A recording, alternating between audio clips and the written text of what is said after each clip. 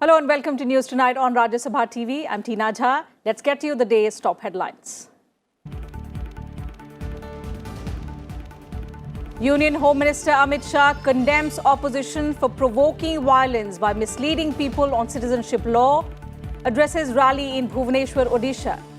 In New Delhi, BJP charges Congress with trying to provoke public with claims of Raj Dharma.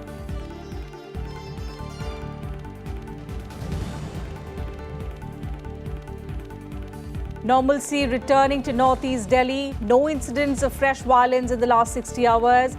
Delhi's Lieutenant Governor Anil Baijal visits the affected areas. Delhi High Court seeks response of centre and Delhi government on a petition seeking the source of funding of the protests in Shaheen Bagh.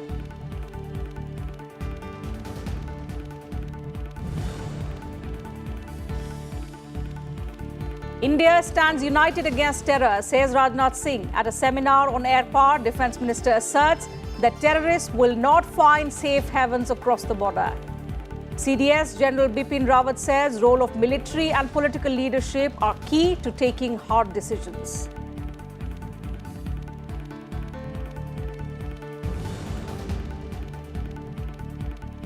Pakistan is obstructing the process of peace in Jammu and Kashmir, says India, in a stern response under the right to reply at the UN Human Rights Council in Geneva. Asserts that Pakistan must stop funding terror camps across the border.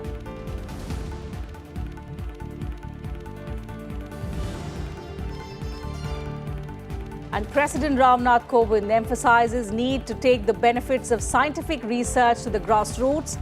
At a program on National Science Day, the President calls upon scientists to enhance the quality of research institutes. Vice President M. Venkaiah Naidu and also Prime Minister Narendra Modi extend best wishes to the scientific community.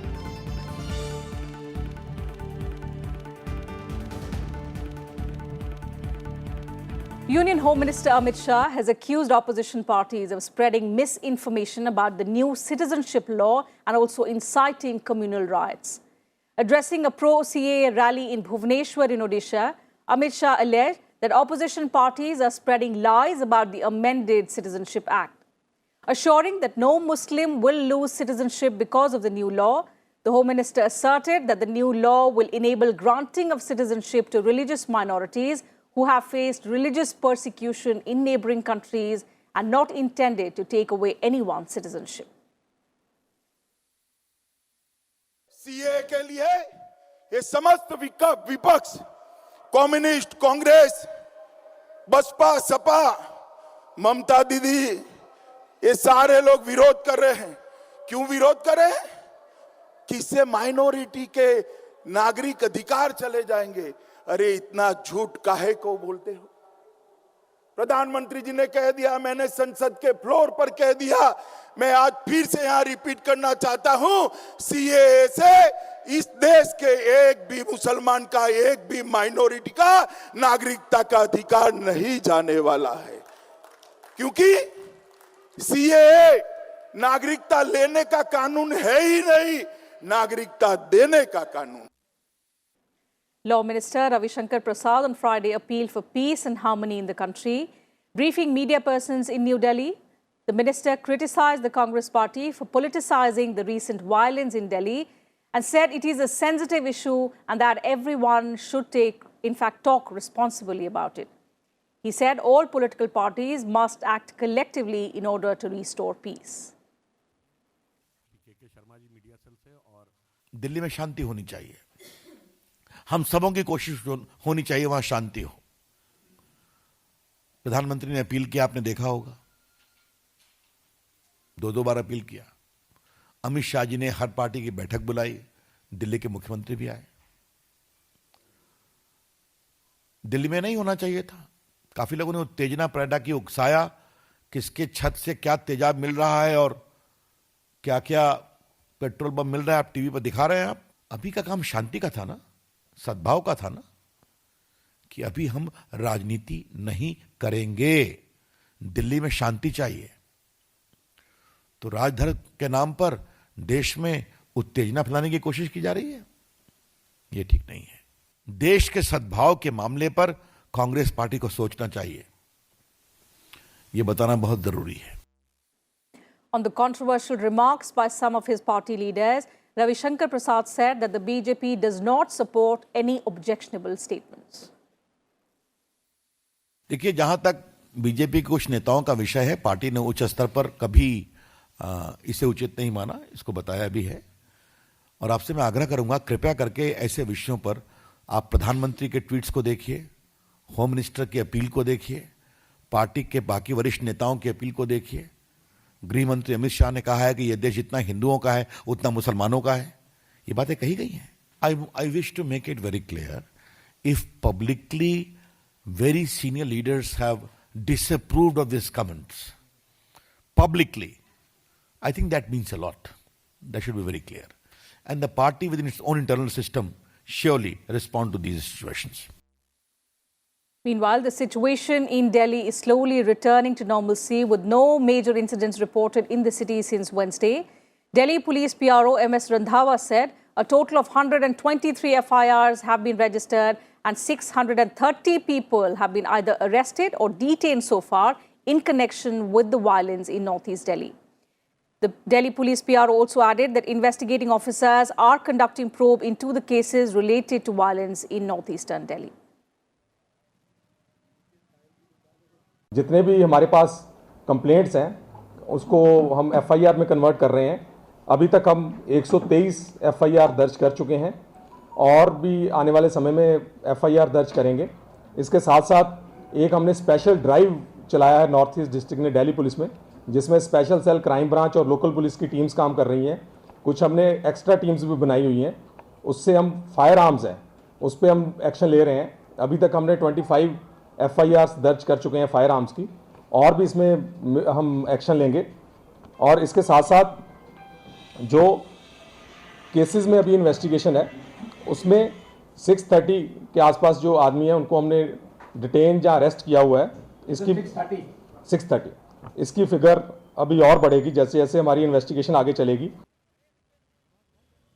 Delhi's Lieutenant Governor Anil Baijal also visited northeastern parts of the city and took stock of the situation. The Lieutenant Governor also met locals and appealed them for peace and harmony.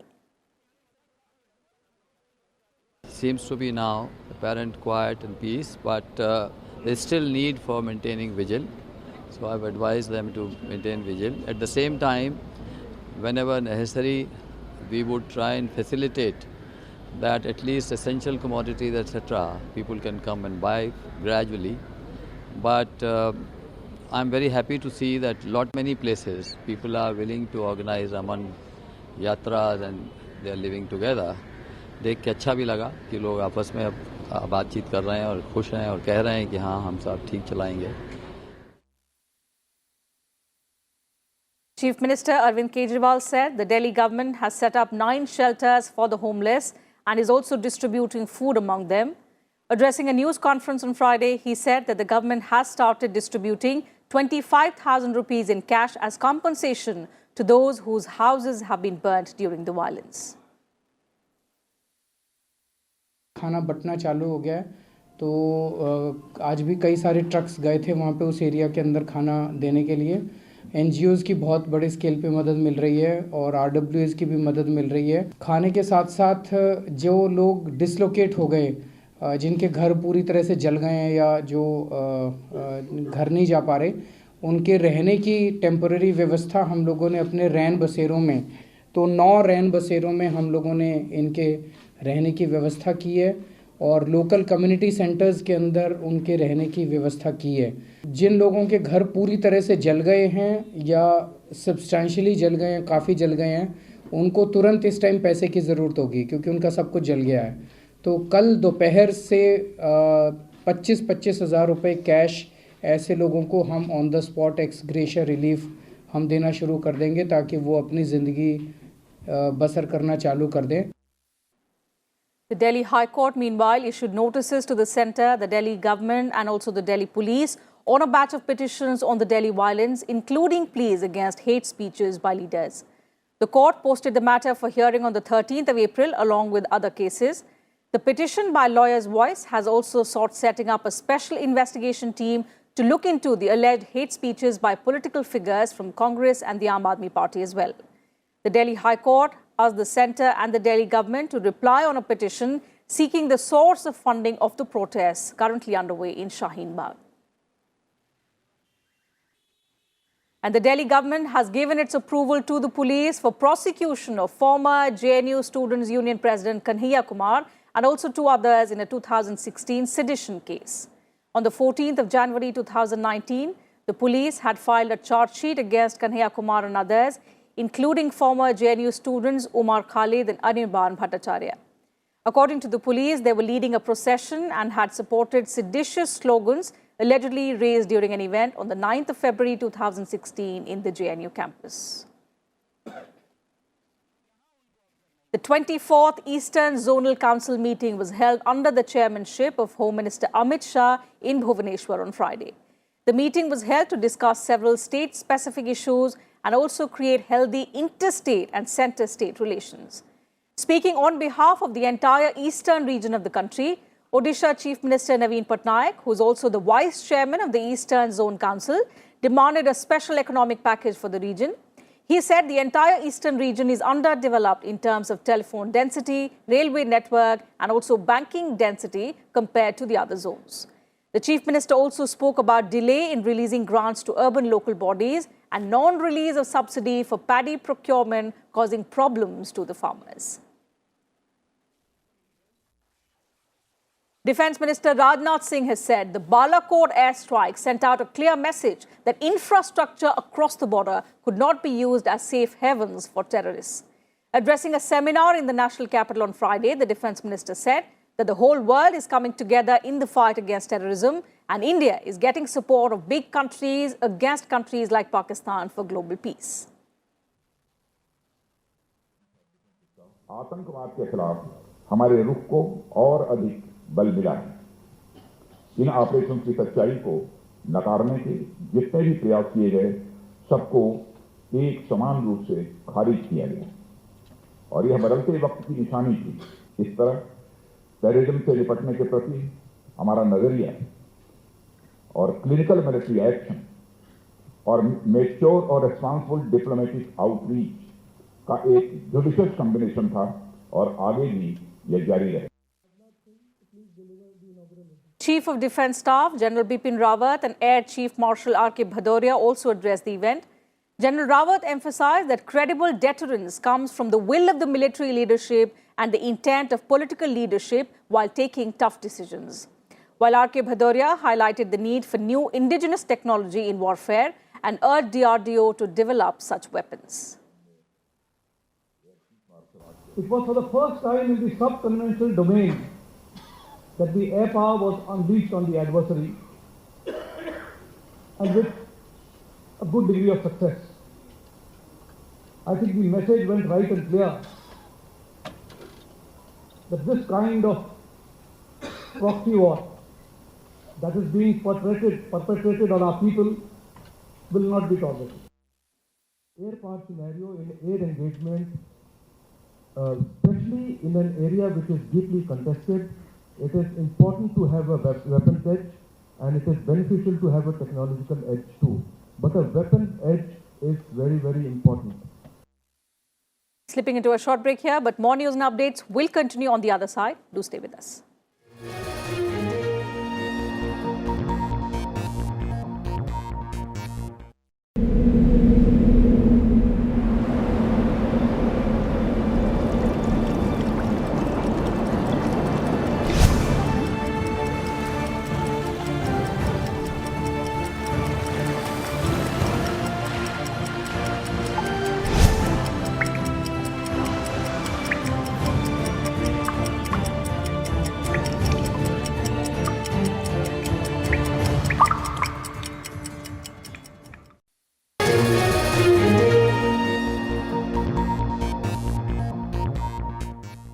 Welcome back. You're watching News Tonight. India celebrated National Science Day on Friday. The theme for National Science Day this year is Women in Science. To mark the day, an event was organized at the Vigyan Bhavan in New Delhi, And on the occasion, President Rajnath Singh felicitated women scientists. He also launched 3 new initiatives for gender advancement and equality in our academic and R&D institutions.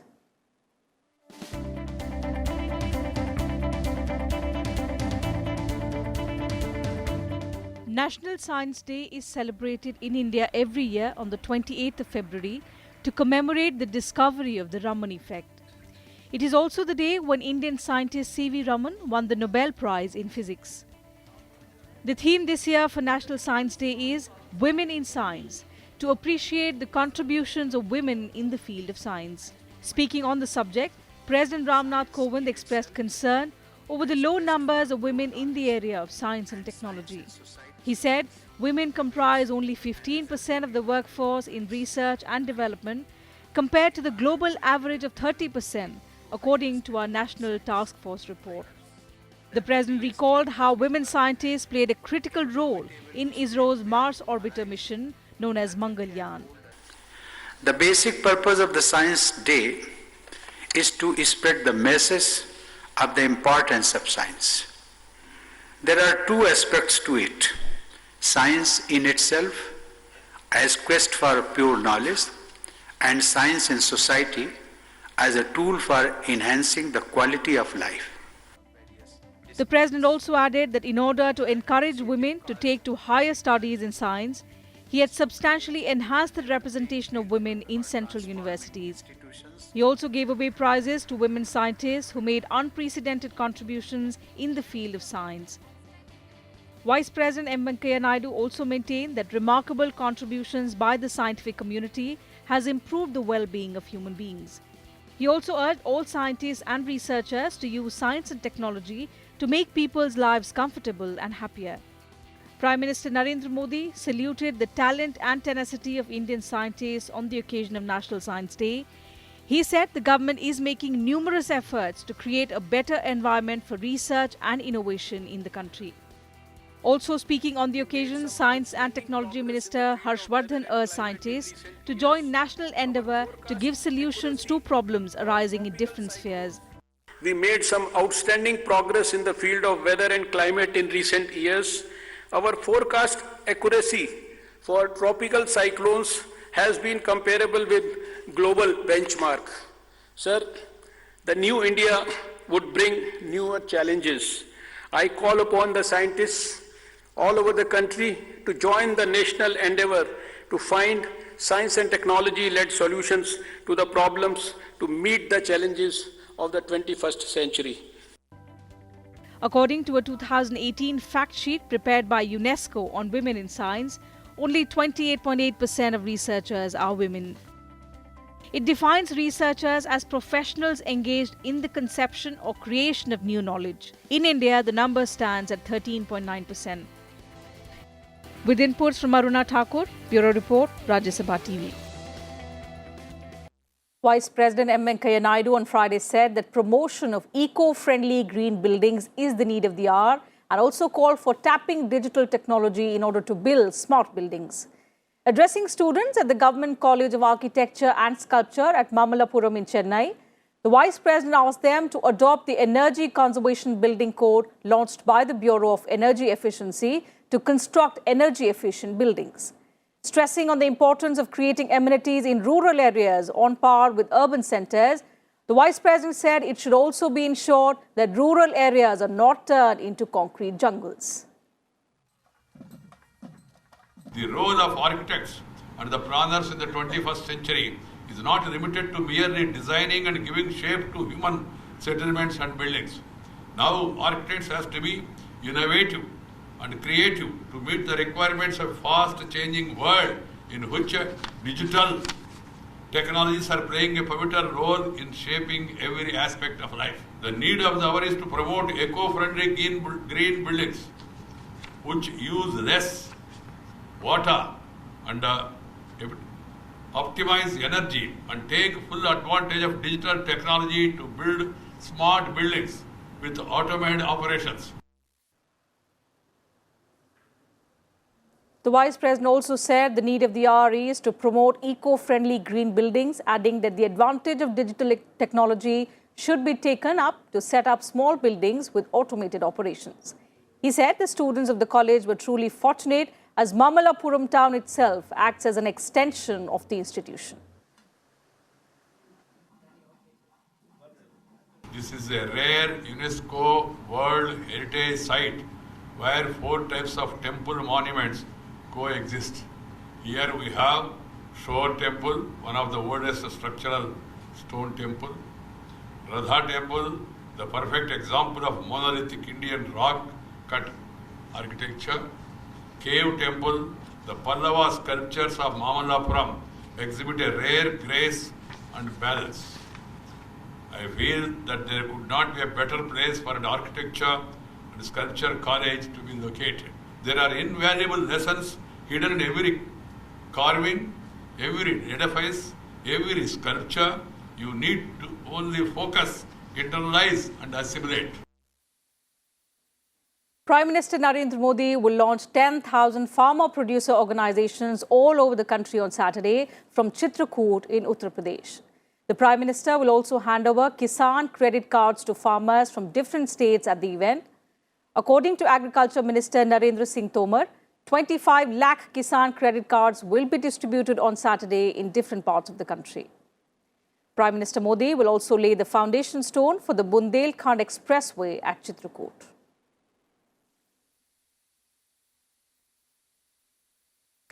One of the convicts in the Nirbhaya gang rape and murder case, Pawan Gupta, has filed a curative petition in the Supreme Court. Pawan Gupta, along with 3 other death row convicts, are scheduled to be executed on the 3rd of March. Now, in his plea to the court, Pawan Gupta has sought his death sentence to be commuted to a life imprisonment sentence. Remember, earlier this month, the Patiala House Court in Delhi had signed fresh death warrants for the 4 men convicted in the 2012 Delhi gang rape case.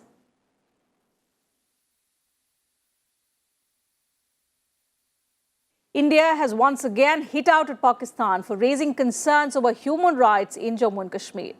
Describing Pakistan as the pernicious cradle of terrorism, India slammed the neighboring country, saying before preaching others, it must remember that terrorism is the worst form of rights abuse. Exercising the right of reply at the 43rd session of the Human Rights Council in Geneva, India's Vimarsh Aryan said that over the past 7 months, India has undertaken a series of democratic and progressive legislative reforms in the region, aimed to further protect the overall human rights of Indian citizens and also to curb Pakistan's nefarious designs aimed at damaging the syncretic fabric of Indian society. France has assured India that it will keep up pressure in the FATF against terrorism emanating from Pakistan. France said it will also work with friendly countries to ensure cooperation against terrorism and radicalization. This was reiterated by a French delegation that was in Delhi on Friday to take part in a joint working group on counter-terrorism. The interagency consultation was led by Mahavir Singhvi, Joint Secretary for Counter-Terrorism, Ministry of External Affairs. The French delegation was led by David Bertolotti, Assistant Secretary of State for Strategic, Security and Disarmament Affairs for Europe and Foreign Affairs. Both sides agreed to strengthen counter-terrorism cooperation as a cornerstone of the strategic partnership between India and France. They will further strengthen exchange of information, joint capacity building efforts, mutual legal assistance, sharing best practices for countering terrorism and radicalization in multilateral fora like the United Nations and also the FATF. India will be a witness to the peace agreement being signed between the United States and the Taliban in Qatar's capital Doha on Saturday. Foreign Ministry sources said India's ambassador to Qatar, P. Kumaran, will be present at the signing of the agreement. On Friday, Foreign Secretary Harshvardhan Shringla met Afghan Foreign Minister Harun Chankashuri in Kabul. He also met other leaders of the Afghan government and promised them India's support for the peace initiative. Representatives of 24 countries have been invited to witness the peace deal with Taliban. Representatives of the Afghan government will also be present at the signing of the agreement that would result in the withdrawal of US troops from Afghanistan. The peace agreement, besides, could also see the Taliban partnering the Afghan government in power sharing in the country. The World Health Organization has said that the novel coronavirus is at a decisive point and has pandemic potential as countries across the globe are battling to contain the deadly outbreak. The global health body's announcement comes as countries around the world are struggling to prevent the virus from spreading further. Saudi Arabia has banned pilgrims from visiting Islam's holiest sites as the number of deaths jumped in neighboring Iran, while Japan and Iraq have ordered closure of schools. Panic is also growing as China is no longer the only breeding ground for COVID-19, with several other countries, including South Korea and Italy, becoming hotbeds of infection, raising fears of a pandemic. The virus has already killed more than 2,760 people, mostly in China, and infected more than 81,000 people in over 45 countries. Iran has reported 7 new deaths over 24 hours, taking the overall toll to 26, which is the highest outside mainland China. Meanwhile, in India, a total of 106 people who arrived in Maharashtra from coronavirus-affected countries were quarantined in the state since the 18th of January.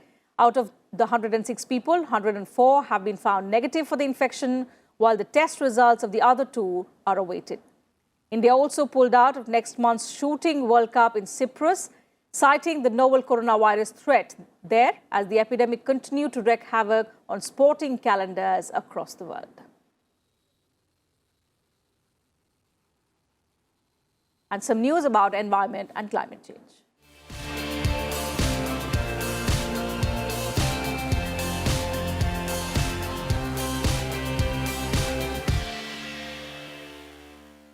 Rising levels of carbon dioxide in the environment reduces key nutrients in a wide variety of cereal and crops.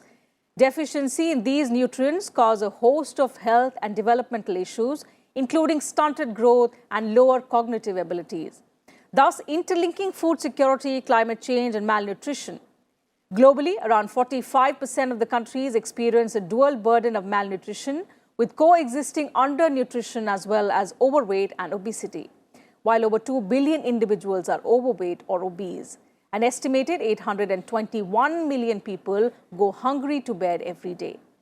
The nutritional value of crops is also decreasing, and by the year 2050, vitamin B content of rice is expected to drop 17 to 30%. Food security, climate change, and malnutrition can no longer be addressed independent of one another and require an integral approach for better future.